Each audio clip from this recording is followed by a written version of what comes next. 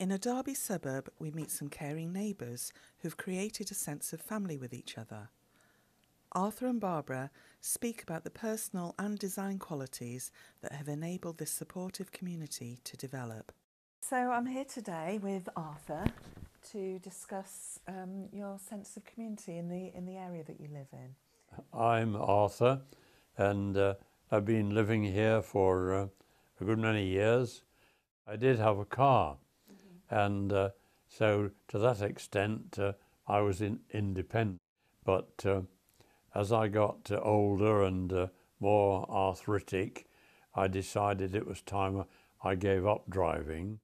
How did that affect your ability to sort of to do things? For example, go to Tesco's or get things done? Barbara here, next door, do bits of shopping for me, do lots of other things as well, like taking me for hospital appointments, taking me up to Carsington, where we could have a nice lunch there over the reservoir.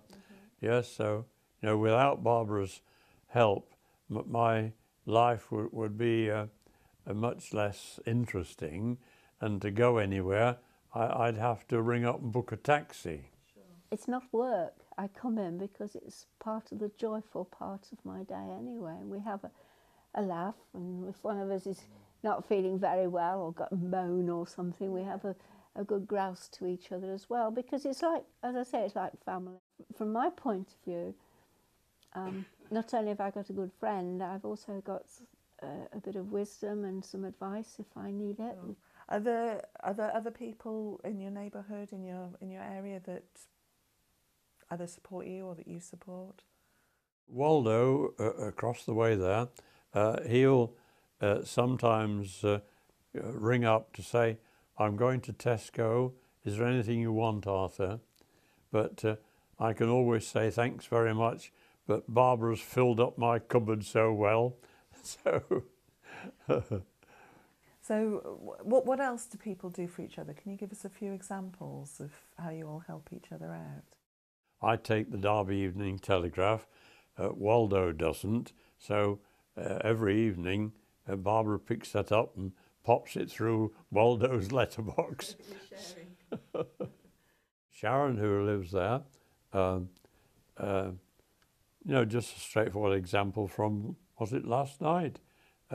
She brought across, or sent via her young son, a lovely bowl of casserole for my supper. You know, he has a good flow of words, so I always try and find something to talk about with him. And you've talked a lot about what people do for you. Is there something that you do for them? I can't resist responding when I hear that Sharon's teenage daughter has done well at school, whatever it may be, if she's been made a prefect or something like that, with a little note just to say congratulations, and get Barbara to slip it through the letterbox over there. So it's almost like you've created a grandfatherly role for yourself. So you're somebody who easily gets on with people, you can draw people out, you engage with people. Do you think that's had an effect on your current situation? Without a doubt, yes, yes. Apart from sort of an individual's kindness or thoughtfulness, what other qualities do you think have created this little community? I think an important feature is simply layout of the housing.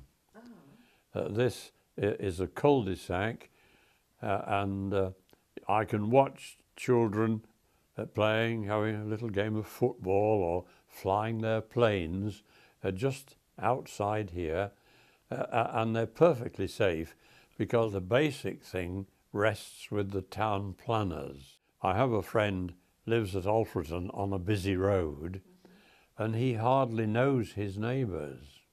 I live next door. He's been one of my neighbours for about 20 years.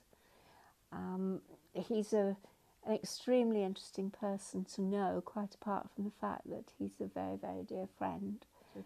Any of our neighbours around here, if we're in trouble, we know that we'd always get some support. Sure. In whatever way. We're there for each other. Yeah, yeah. We only have to ask. Are there general learnings that the other groups of people could get from your experience? It's a case of building up relationships within the community. So don't be frightened of going and knocking on somebody's door and asking if they need a little bit of help, because in doing so you can actually get a great deal from it as well.